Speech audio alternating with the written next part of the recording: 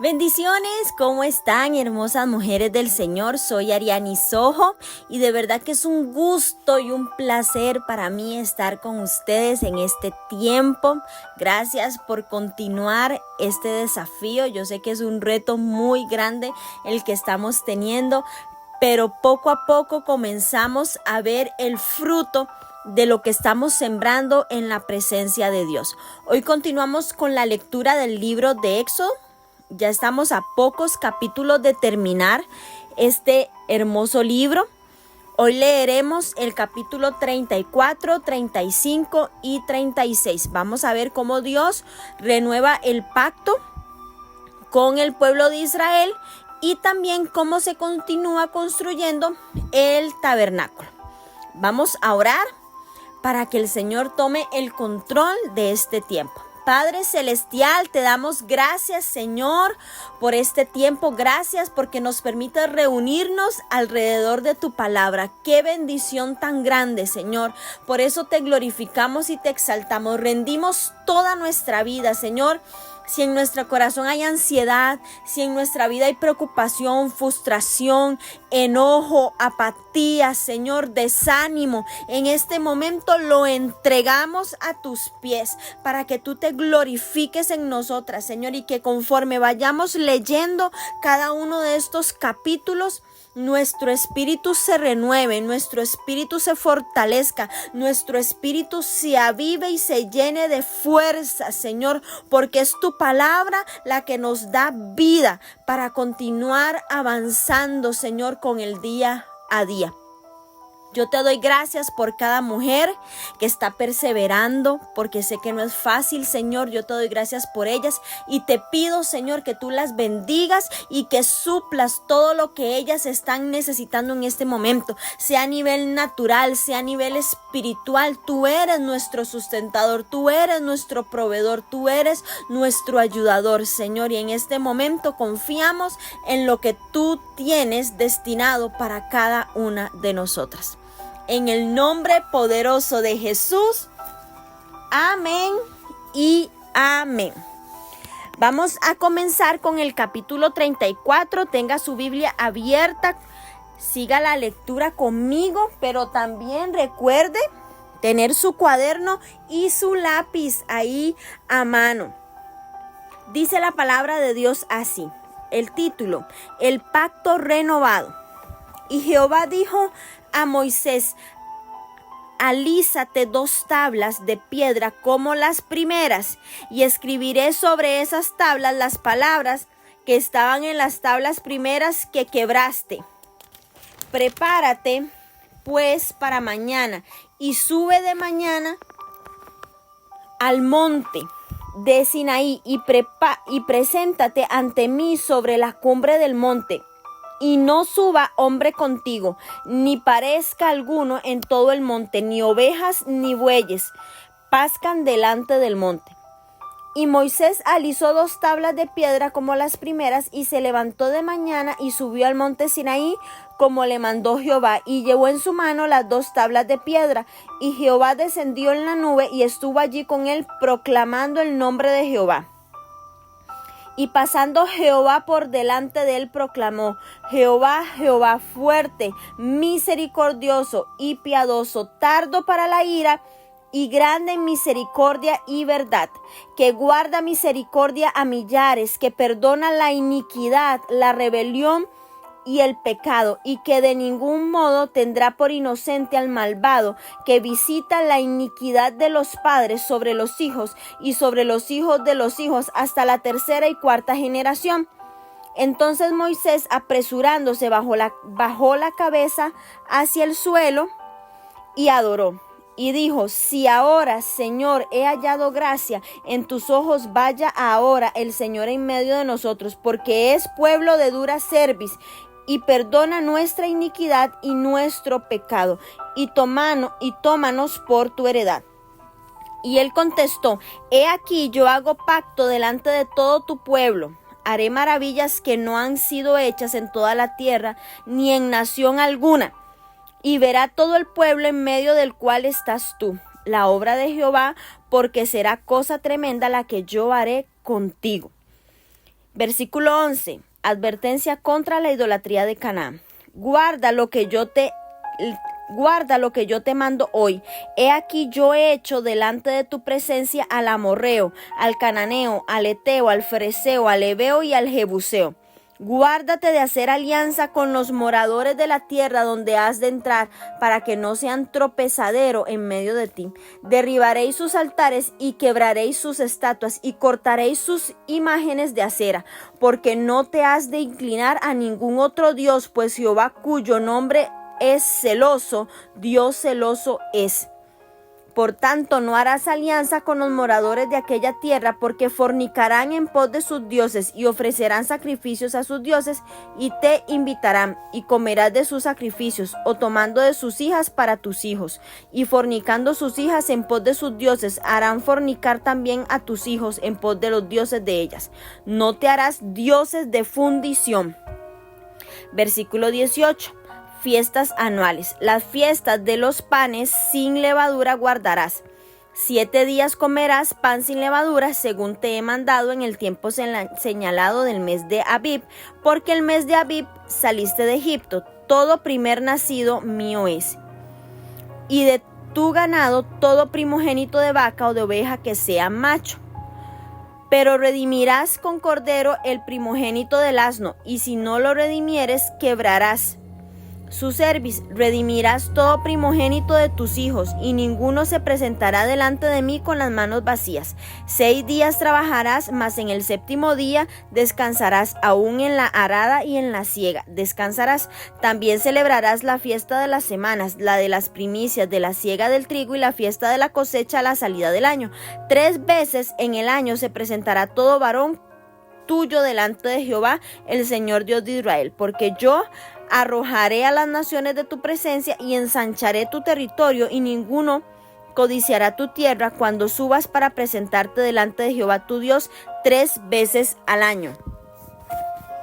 No ofrecerás cosa leudada junto con la sangre de mi sacrificio, ni se dejará hasta la mañana nada del sacrificio de la fiesta de la Pascua. Las primicias de los primeros frutos de tu tierra llevarás a la casa de Jehová tu Dios. No cocerás el cabrito en la leche de su madre.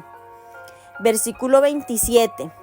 Y Jehová dijo a Moisés: escribe tú estas palabras, porque conforme a estas palabras he hecho pacto contigo y con Israel. Y él estuvo allí con Jehová 40 días y 40 noches. No comió pan ni bebió agua, y escribió en tablas las palabras del pacto, los 10 mandamientos.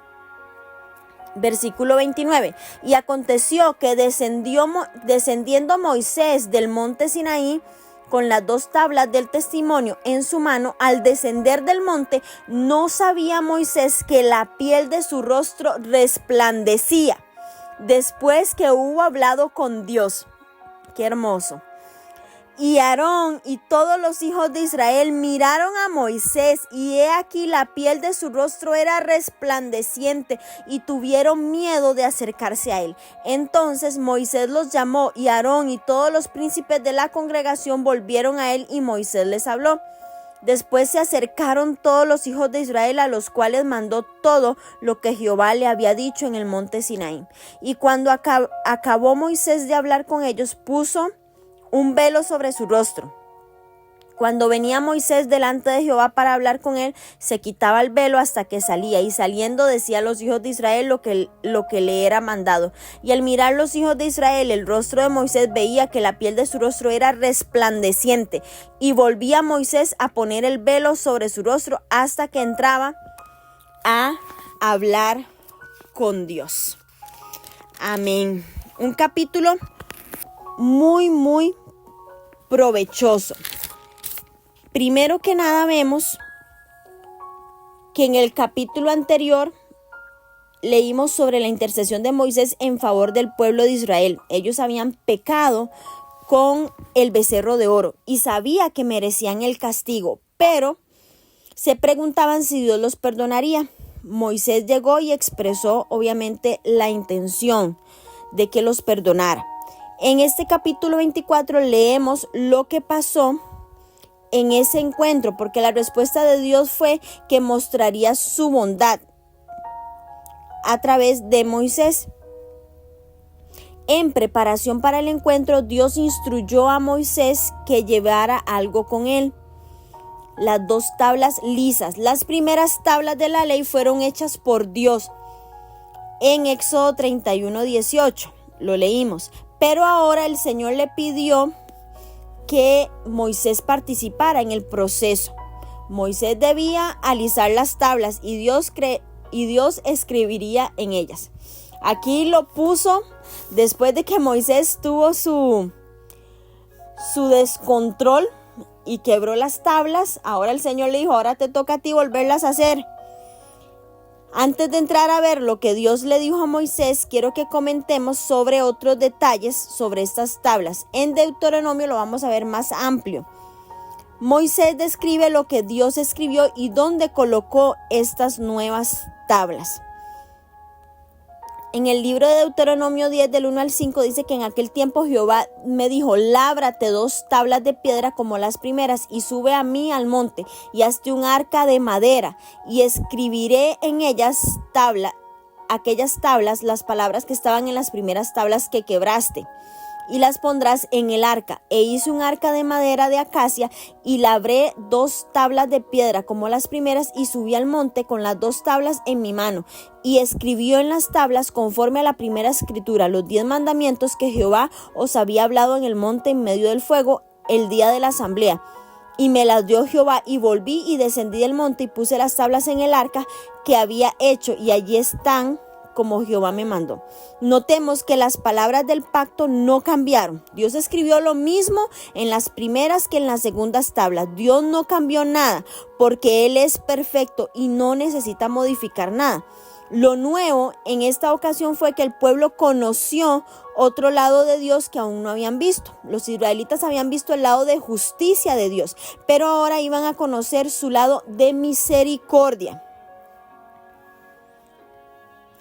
Luego que Moisés subió al monte con las tablas de piedra, Dios descendió para encontrarse con él y mostrarle su bondad. Y este es uno de los encuentros más especiales que cualquier ser humano haya tenido con Dios en toda la historia de la humanidad.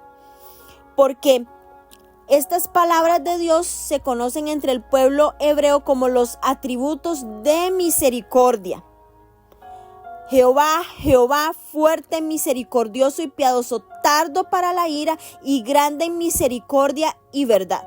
Lo primero que manifiesta el Señor es su nombre, Jehová, y lo repite 2 veces. Cuando vemos algo que se repite más de una vez es una reafirmación. Como vimos en el capítulo 3, donde su nombre significa yo soy el que soy. Y este es un nombre que conjuga todos los nombres y los atributos de Dios, expresa todo lo que es Él. Israel había conocido el lado de justicia, pero ahora van a conocer la misericordia de Dios. Número 2, Dios. La palabra hebrea El significa Dios, que también puede traducirse como poderoso, fuerte. Número 3, misericordioso. La palabra que se usa aquí para misericordioso en hebreo es Rahum, R-A-J-U-M, que también se puede traducir como compasivo. Y también está relacionada con Rehem, R-E-J-E-M, que significa vientre de la madre, y es una figura hermosa de cómo Dios puede ser compasivo, así como una madre es compasiva hacia el hijo a quien dio a luz. Otra palabra que menciona es piadoso. La palabra hebrea es Hanun, J-A-N-U-N, que también se traduce como benevolente o clemente y representa la actitud de alguien superior que se inclina en beneficio de un subordinado o de un subalterno. Otra característica que dice es tardo para la ira. En hebreo se usa una frase que literalmente dice nariz lenta, erek apaim, E-R-E-J, espacio, A-P-A-I-M. En un sentido figurado quiere decir paciente, tolerante, no reacciona de inmediato. como una cualidad divina, esto nos da a entender que Dios es paciente y no castiga inmediatamente al pecador, sino que le da una oportunidad para que haya arrepentimiento. Y esta paciencia de Dios se ha manifestado desde el principio, comenzando con Adán y Eva.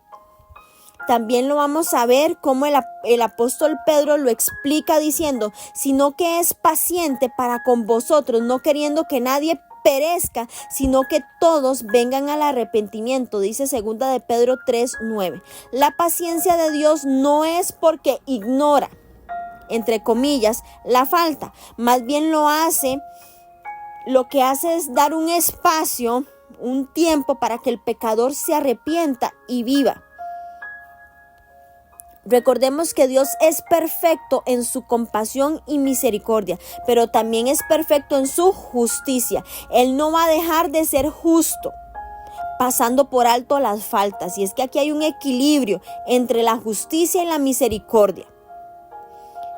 Y ese equilibrio se alcanza a través de la propiciación, a través del arrepentimiento, a través de la restauración. Y este balance específicamente de justicia y misericordia es una de las grandes lecciones que vemos en el libro de Éxodo. Otra característica que dice es abundante en misericordia y verdad. Y es que en relación con el perdón, Dios representa dos cualidades que Él tiene en abundancia, y es misericordia y verdad. Son dos atributos que van de la mano y aparecen repetidas veces juntas a lo largo de toda la Biblia, como en 2 de Samuel 2:6, en el Salmo 25:10, Salmo 57:3, Salmo 57:10, Salmo 85:10, Salmo 89:14, Proverbios 3:3, Proverbios 16:6, entre muchas otras más.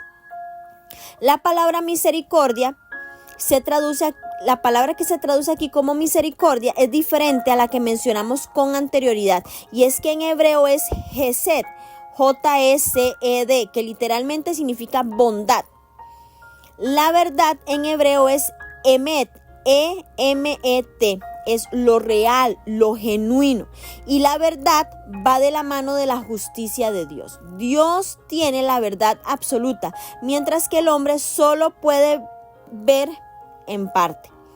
Dios se presentó a Moisés como alguien que tiene la verdad y la justicia, pero también es bueno en abundancia.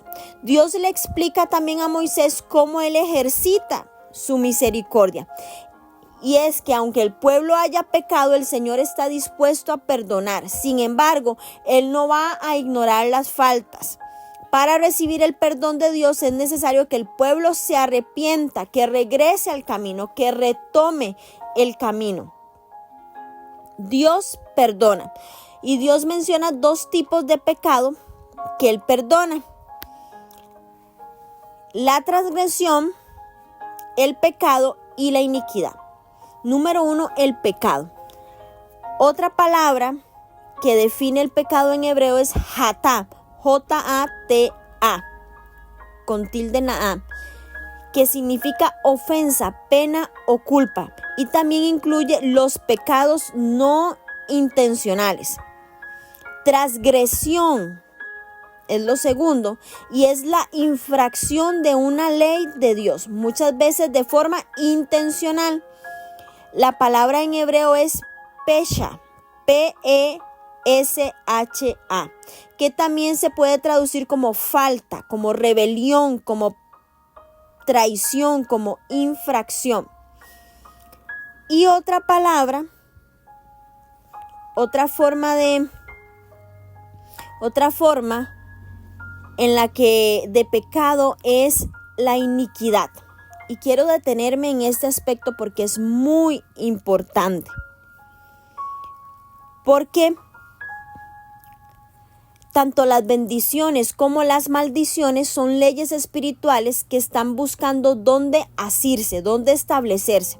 Son, como dice la escritura, un gorrión en vuelo que está buscando dónde posarse para hacer su nido, para establecerse y cumplir sus propósitos. La iniquidad es como un cordón umbilical donde han quedado grabados todos los pecados hechos por las generaciones que nos antecedieron. De esta información vuelve a surgir el pecado y la maldad en el presente. ¿En dónde? En las nuevas generaciones. Es por esto que la iniquidad no se rompe con confesiones generalizadas, sino que requieren de un escrutinio profundo. Muchas, yo sé que hemos roto maldiciones, que hemos confesado pecado, que nos hemos arrepentido, pero al poco tiempo regresan nuevamente a nuestra vida, a nuestro hogar, a nuestra familia. Y esto es porque no se desarraiga la causa, no se desarraiga la iniquidad. Como les decía, la iniquidad es como ese cordón espiritual lleno de información, de pecados, de pactos, de maldiciones, de rebeliones acumuladas de generación en generación. En hebreo es Avón, A-V-O-N, cuyo significado es perversión, injusticia, deformar, torcer, distorsionar, trastornar, maltratar, malintencionado, malpensado, maldad, apartarse de la luz. La iniquidad es más profunda que el pecado. La iniquidad es más profunda que la transgresión. Es la conducta repetitiva del pecado. Se convierte en un patrón que se introduce en nuestro carácter, en nuestra forma de comportamiento, que pasa de generación en generación, se arraiga y se perfecciona cada vez más en los corazones. La iniquidad es como un árbol cuyas raíces se hunden en lo más profundo de la vida del ser humano y hace que sea muy difícil poder removerla. Y esto ocasiona que constantemente caigamos en los mismos pecados y seamos presas de las mismas debilidades. Muchas veces no sabemos por qué suceden las cosas que nos suceden. Oramos, ofrendamos y la situación no cambia. Y esas situaciones pueden ser consecuencia de las iniquidades que moran en nosotros y que actúan como verdaderas maldiciones. La iniquidad es el flagelo espiritual de todo el mal que afecta al ser humano y es la raíz que introduce todo pensamiento y todo acto pecaminoso. Y el pecado es fruto de la iniquidad. Cuando tratamos con el pecado, solo estamos tratando con la parte externa del asunto, que es lo que se ve, lo visible, pero no estamos apuntando a la raíz. Y esta es la iniquidad. Vean lo importante, mujeres, de esto, porque muchas hemos dejado crecer esta raíz de iniquidad, que provocó que el árbol también creció y que permanentemente está dando frutos. ¿Frutos de qué? De pecado, que son los frutos de la carne. Mientras que sigamos arrancando el fruto, arrancamos el fruto, pero el árbol sigue produciendo más fruto. Así que mientras la iniquidad no sea erradicada de nuestras vidas, vamos a ser parte de un conflicto permanente entre la justicia de Dios y la iniquidad. Muchos de nuestros antepasados cayeron en el ocultismo, en el engaño y todo esto. Ellos han caído tal vez en prostitución, en adulterio, en mentira. Todo esto activa diferentes tipos de maldición en nuestra línea sanguínea. Hay gente que el día de hoy lleva una vida limpia y mañana de manera inexplicable se descomponen y comienzan a llevar una vida corrupta, y esa tendencia a mentir constantemente, o de repente el esposo que tenemos se enoja y se enoja y se enoja y usted no entiende porque él no es así. O vemos como en el matrimonio todo va bien y de repente alguno de los dos cae en un pecado sexual, o en el robo, o en la avaricia, o en la soberbia, el orgullo, la idolatría. Son pecados que aún siendo cristianos vienen a nuestras vidas, y esto es la manifestación de la iniquidad. Lo que quiero ahora anunciarles es que para Dios no es imposible que se pueda desarraigar de nuestras vidas la iniquidad y librarnos de ella, pero para ello es importante que las individualicemos. debemos confesarlas y pedirle a Dios que nos libre, ya que sus consecuencias son muy graves, no solo para nuestras vidas, sino para nuestra generación. No podemos seguir heredando iniquidad. Es así como vemos que la persona que es alcohólica tuvo un padre alcohólico y su hijo es alcohólico, o la madre soltera fue producto de una relación ilegítima y su hija tendrá también hijos soltera, y esta es la iniquidad que pasa de una generación a otra, produciendo una inclinación a los mismos pecados, a los mismos eventos familiares repetitivos.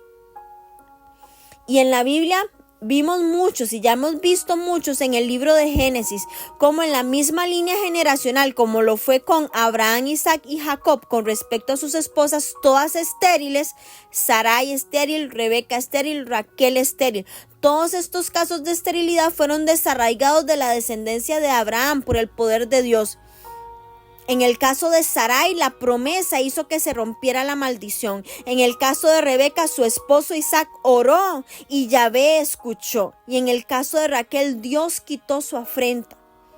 Lamentablemente hemos sido testigos de las consecuencias de la iniquidad de nuestras familias. Yo sé que sí, yo sé que usted ha visto la pobreza, la ruina, el fracaso, la tendencia a enfermedades continuas, enfermedades crónicas, las muertes prematuras, mis amadas, los accidentes, los suicidios, las depresiones. Esto es maldición y muchas veces toleramos la iniquidad, y la iniquidad se puede reproducir en nosotros como huevos de serpiente. Son verdaderos tumores que al romperse se propagan por todo el cuerpo como serpientes que a su paso devoran todo, produciendo enfermedades que carcomen todo por dentro. Son esas telas de arañas que toman el control de nuestra alma y nos llevan al cautiverio. La semilla de iniquidad no se reconoce. La semilla de iniquidad, no reconoce el tiempo para germinar. Lo puede hacer en la niñez, como lo puede hacer en la adolescencia, en la edad adulta o aún en la vejez. Todo ocurre porque había una semilla de iniquidad en nuestras vidas que no fue destruida, y esta semilla finalmente germina. La iniquidad va a impregnar el espíritu de la persona en el instante que es concebido. El embrión recibe en ese momento toda la información, toda esa herencia espiritual de maldad. Ese cordón lo transmite todo, a donde se van grabando todos los pecados y lo que será su herencia a la siguiente generación. La iniquidad está en las tinieblas y el diablo va a encargarse de que esas maldiciones lleguen de nuestros antepasados a nosotras. ¿Y qué hace esto? Que es un obstáculo para que podamos recibir la plenitud de las bendiciones de Dios. La herencia del pasado ha sido transmitida y va ahora a correr el alma para que empiece a desear hacer el mal. Es una fuerza irresistible que va a arrastrar a las personas a cometer pecados. Esta fuerza espiritual la tienen 30 personas por encima de ti. Imagínense en esto. Y la buena noticia que hoy yo les tengo es que Cristo vino a vencer el pecado y a deshacer todas las obras de las tinieblas. Dios toma el nombre de cada una de estas iniquidades y las destruye, pero tenemos que ser específicas. Ore y dígale al Señor: muéstrame cada raíz de iniquidad en mi generación, en mis antepasados, y comience a cortar, comience a quebrar, comience a desarraigar de su vida toda raíz de iniquidad en el nombre de Jesús. Qué poderoso esto. ¿Cómo debemos nosotros estar dispuestos a que el Señor haga en nuestra vida? Qué importante es esto, porque los hijos van a heredar la línea de iniquidad así como nosotras la heredamos. Pero es tiempo de que Dios tome el control, de que nos pongamos a cuentas con el Señor y que sea Él limpiando. Dios no perdonó a los israelitas solo porque eran su pueblo. Lo hizo porque ellos se arrepintieron. Y los 3,000 que no se arrepintieron murieron. El arrepentimiento no es una licencia para pecar. Es la disposición para regresar al buen camino. El perdón de Dios es una segunda oportunidad para ahora sí hacer la voluntad de Dios. Muchos piensan que Dios se complace enviando juicio, pero la Biblia explica que es lo contrario. Lo vamos a ver también ampliamente en el libro de Miqueas, cómo él revela que en lo que realmente Dios se deleita es en la misericordia. Al ver el corazón de Dios y conocer sus atributos de misericordia, Moisés supo que había esperanza. Dios era justo y no iba a pasar por alto la maldad, pero si el pueblo se arrepiente, Dios es misericordioso y está dispuesto a perdonar. Y ante esta revelación, Moisés se atrevió a pedir una segunda oportunidad para el pueblo de Dios.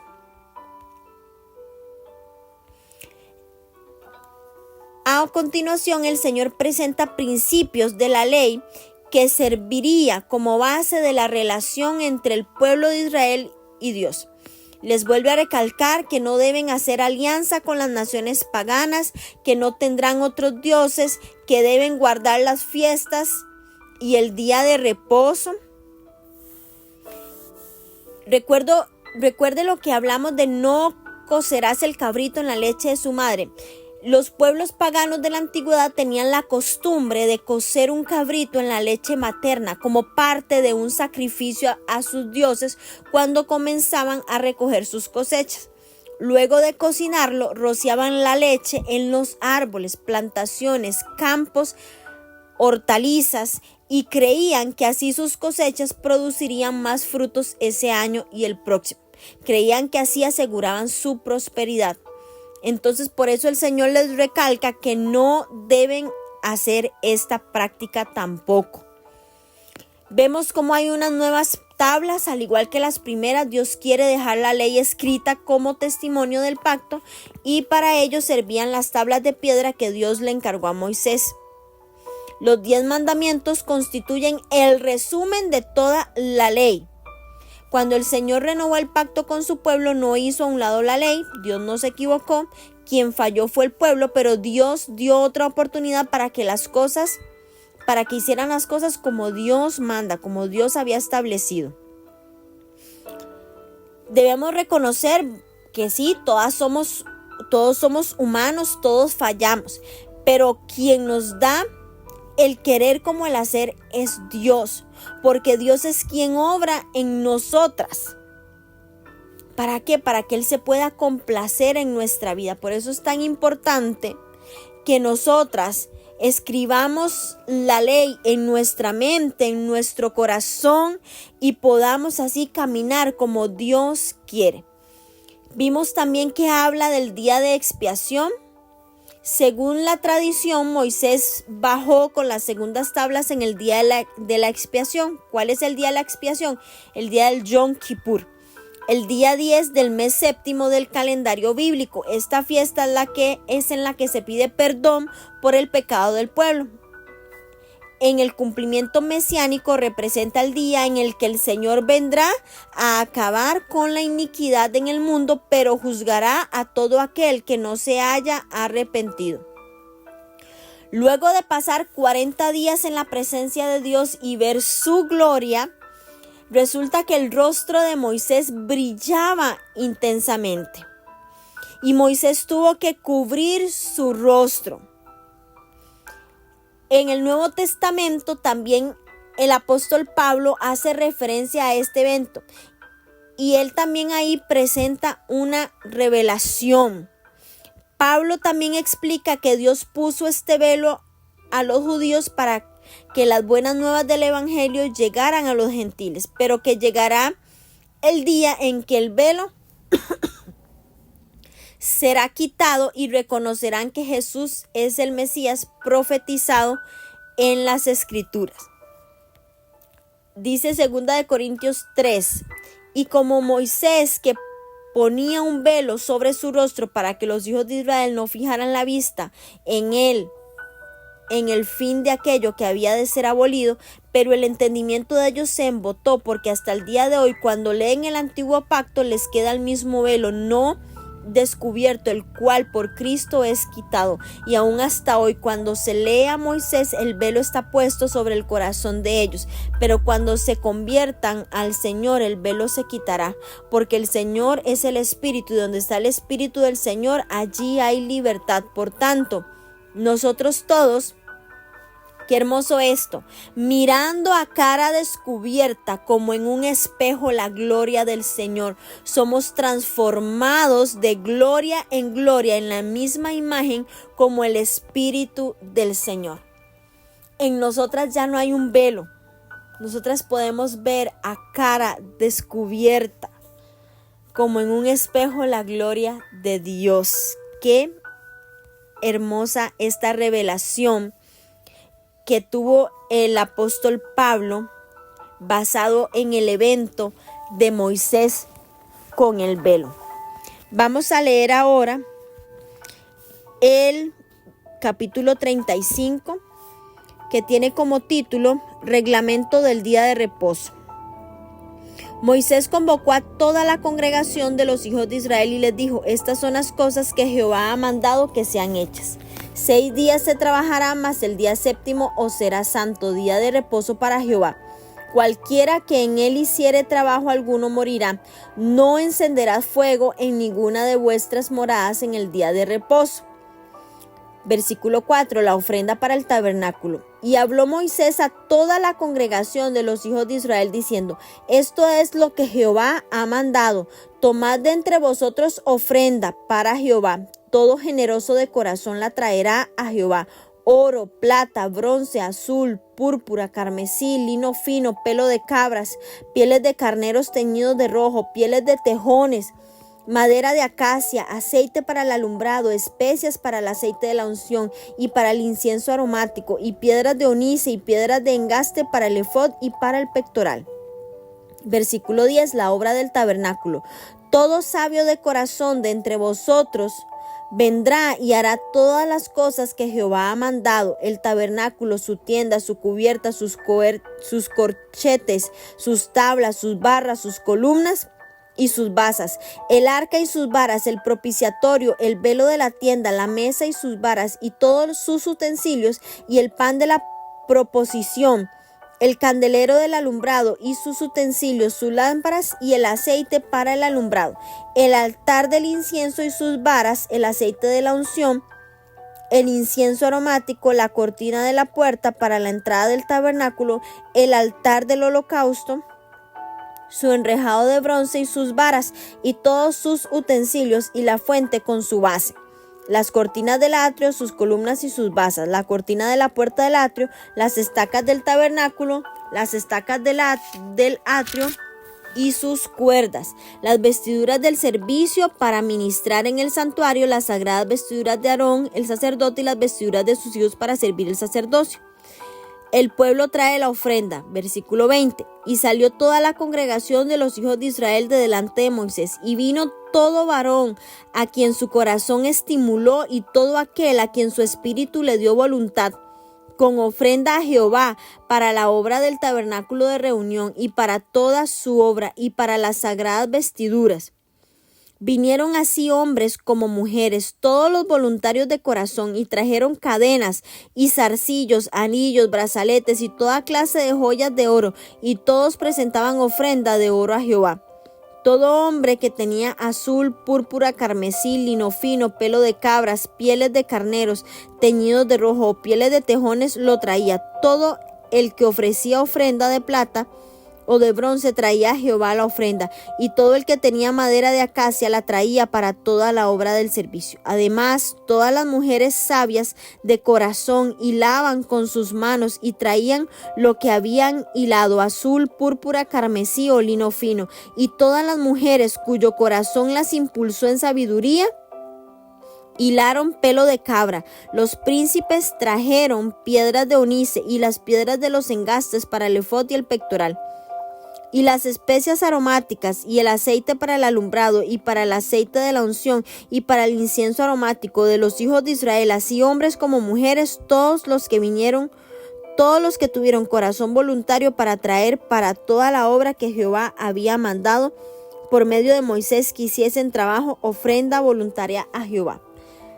Versículo 30, llamamiento de Bezaleel y Aholiab. Y dijo Moisés a los hijos de Israel: mirad, Jehová ha nombrado a Bezaleel, hijo de Uri, hijo de Ur, de la tribu de Judá, y lo ha llenado de espíritu de Dios, en sabiduría, en inteligencia, en ciencia y en todo arte, para proyectar diseños, para trabajar en oro, en plata y en bronce, y en la talla de piedras de engaste, y en obra de madera, para trabajar en toda labor ingeniosa, y ha puesto en su corazón el que pueda enseñar, así como él, como Aholiab, hijo de Ahisamac, de la tribu de Dan, y los ha llenado de sabiduría de corazón para que hagan toda obra de arte y de invención y de bordado en azul, en púrpura, en carmesí, en lino fino y en telar, para que hagan toda labor e inventen todo diseño.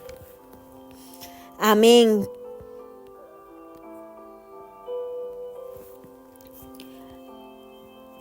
En el capítulo anterior vimos que Dios perdonó a Israel por el pecado del becerro de oro y que luego renovó su pacto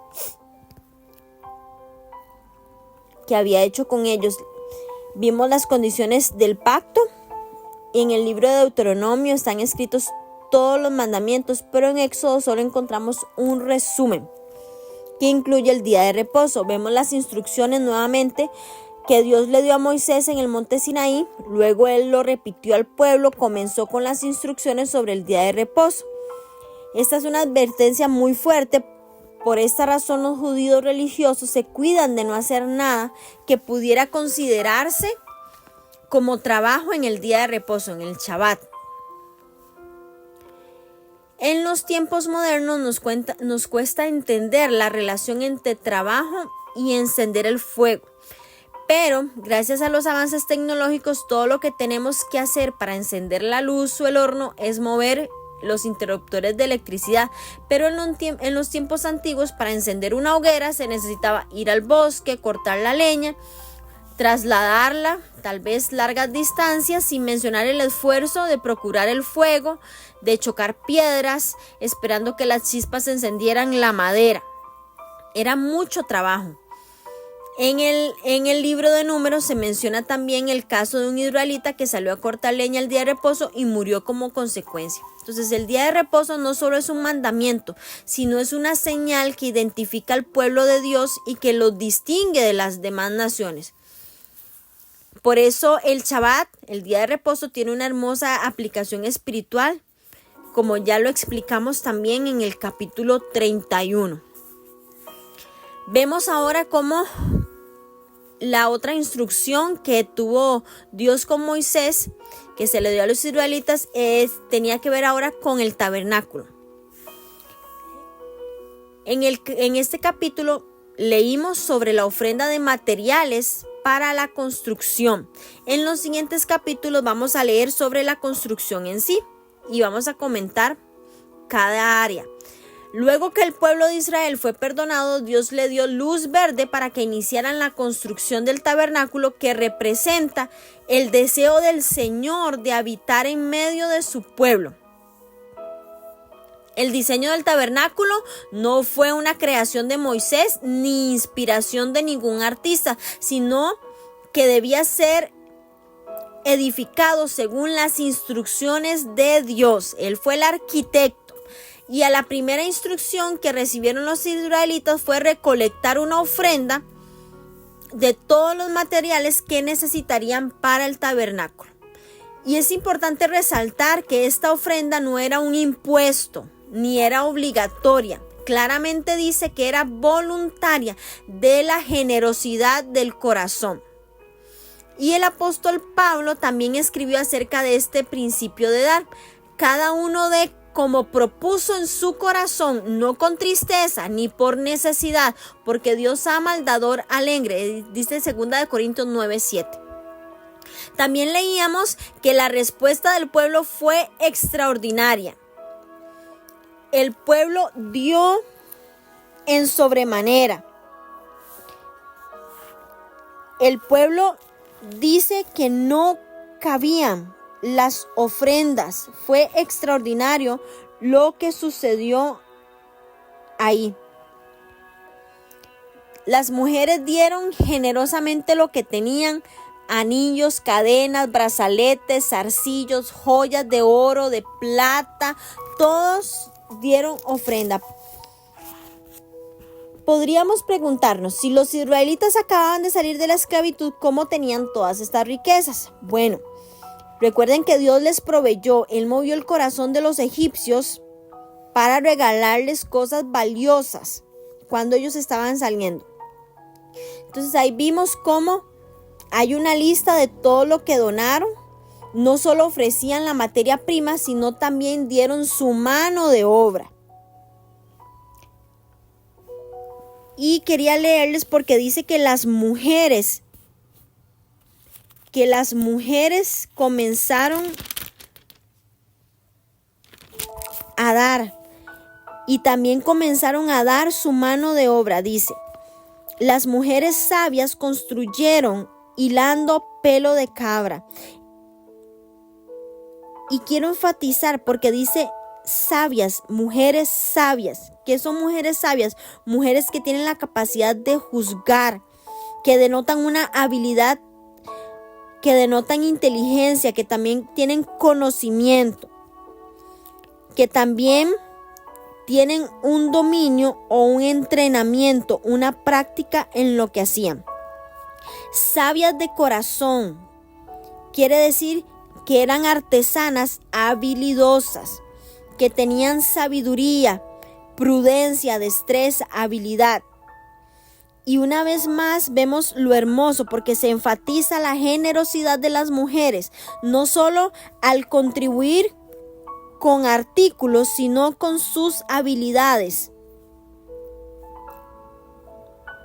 a la extraordinaria preparación de los materiales para hacer que la morada de Dios fuera un lugar hermoso y funcional conforme a los planes. Leíamos también cómo el esfuerzo fue colectivo y fue tan grande que no solo requería un estricto acatamiento de cada una de las instrucciones de Dios, sino que también requería creatividad, las normas más altas de excelencia y sentido de lo bello tenían que tener. Y Jehová había nombrado, Él había llamado, Él había designado, Él había comisionado a 2 hombres y los había llenado de diferentes dones.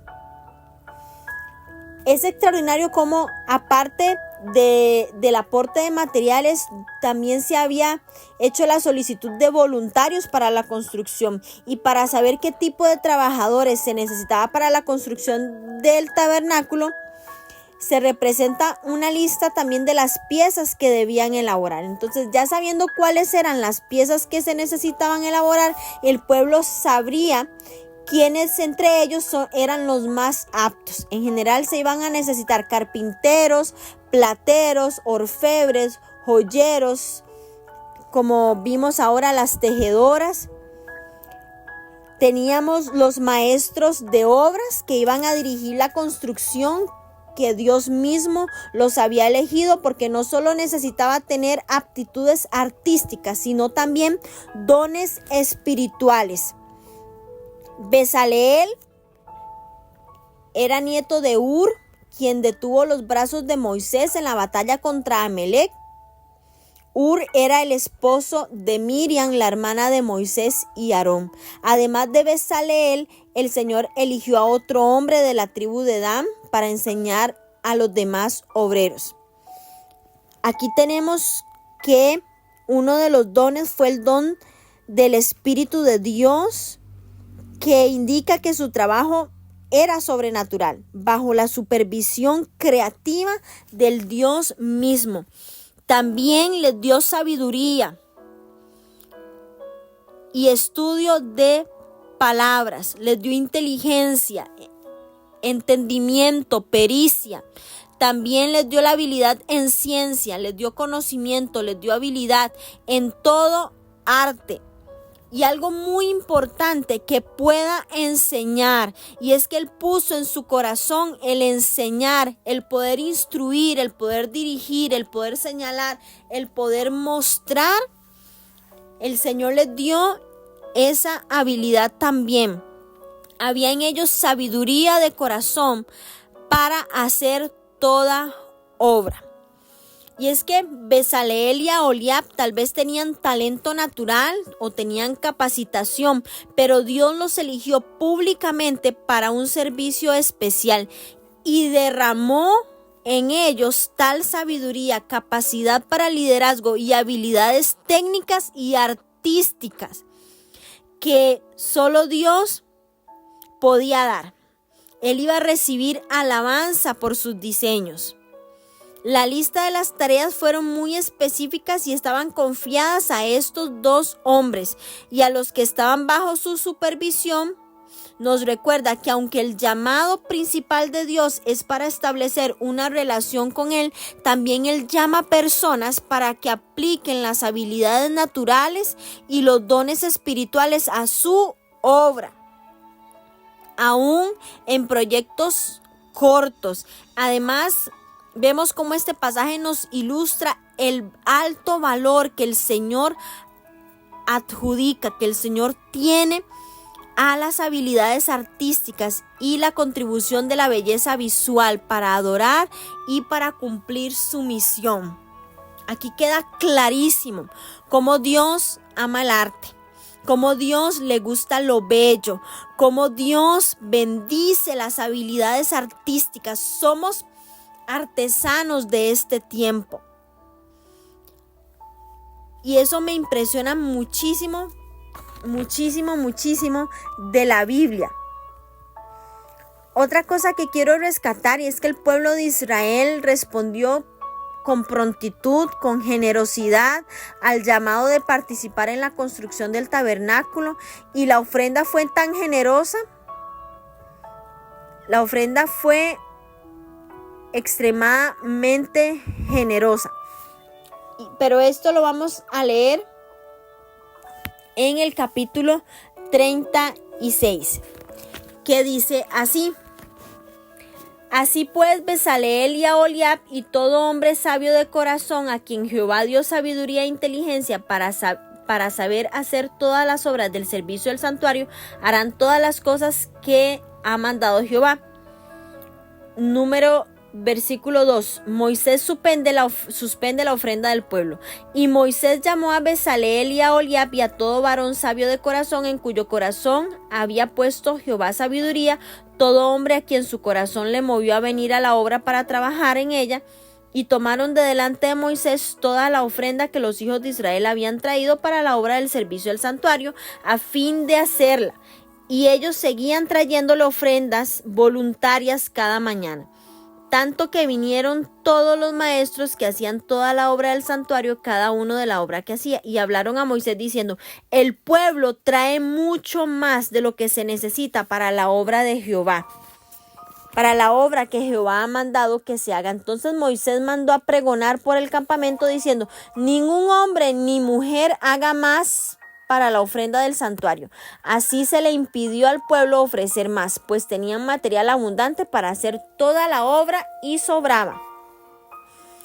Versículo 8. Construcción del tabernáculo. Todos los sabios de corazón de entre los que hacían la obra hicieron el tabernáculo de 10 cortinas de lino torcido, azul, púrpura y carmesí, y las hicieron con querubines de obra primorosa. La longitud de una cortina era de 28 codos y la anchura de 4 codos, y todas las cortinas eran de igual medida.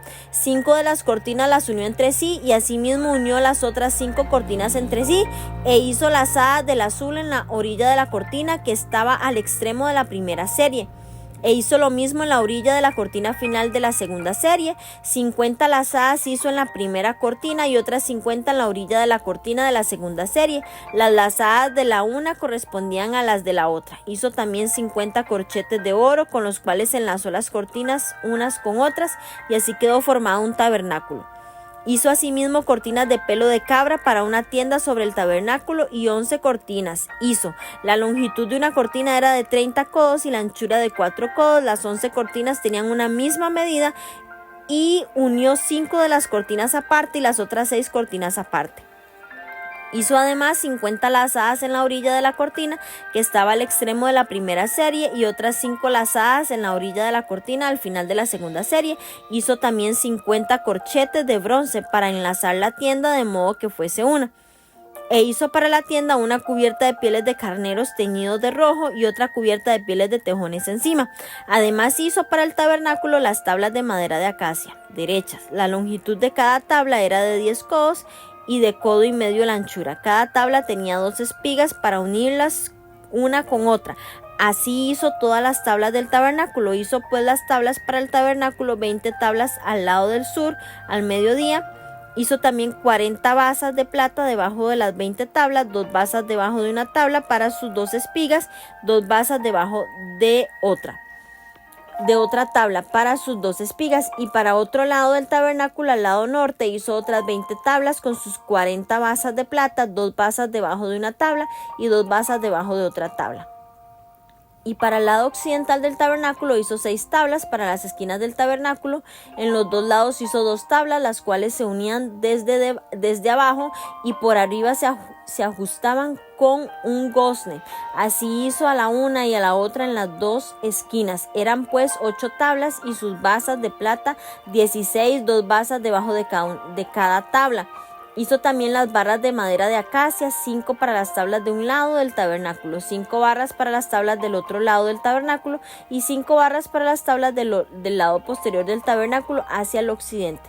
E hizo que la barra de en medio pasase por en medio de las tablas de un extremo al otro y cubrió de oro las tablas e hizo de oro los anillos de ellas por donde pasasen las barras. Cubrió también de oro las barras.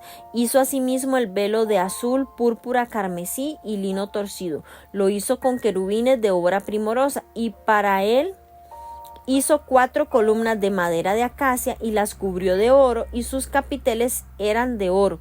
Y fundió para ellas 4 bastas de plata. Hizo también el velo para la puerta del tabernáculo de azul, púrpura, carmesí y lino torcido, obra de recamador, y sus 5 columnas con sus capiteles, y cubrió de oro los capiteles de las molduras, e hizo de bronce sus 5 basas. Amén. Bueno, vemos cómo Bezaleel, Aholiab y todo su equipo de voluntarios se convirtieron en custodios de todos los materiales que se entregaban cada mañana, hasta que las dádivas excedieron lo necesario para cumplir con los planos de Dios para el tabernáculo y su ministerio. Aquí vemos cómo había abundancia de dádivas. Había una actividad constante de multiplicar, de aumentar. Es decir, que los materiales se estaban acumulando y la cantidad aumentaba tanto que los trabajadores no podían usar todo. Y qué hermoso esto, poder ver a un pueblo que está tan comprometido en que el reino de Dios crezca, se establezca, en cumplir la voluntad de Dios, que ofrendan aún más de lo que se necesita. Y fue tanto la generosidad porque el propósito de Dios se cumpliera, que daban todos los días en abundancia. Y aquí es donde nosotros tenemos que también reflexionar en esto, qué tan generosos somos en el propósito de Dios. Cuando Dios da una asignación, qué tan generosos somos en eso. Vimos cómo la descripción de la construcción del tabernáculo se repite, casi idéntica a las instrucciones de Dios con Moisés en los capítulos 25 al 27, y eso es lo que acabamos de leer. Y cada uno de los detalles es que es impresionante cómo Dios tenía cuidado de todo. Recordemos también que para la construcción del templo, el rey David también pidió una ofrenda voluntaria y también recibió una donación generosa. Al final David dio gracias a Dios, reconociendo que todas las riquezas provienen de Dios. Y ahí es donde nos preguntamos qué tenemos que ofrecer para la obra de Dios. Dios nos pide que demos de lo que Él nos ha dado. Si Dios nos pide algo hoy es porque Él nos ha dado, porque Él nos lo proveerá. Y ahí les dejo esta reflexión. Gracias por mantenerse conectada, las bendigo. Espero sus comentarios, espero sus mensajes. Yo sé que el Señor les está hablando, así que no deje de compartirlo con las demás. Las bendigo en el nombre de Jesús.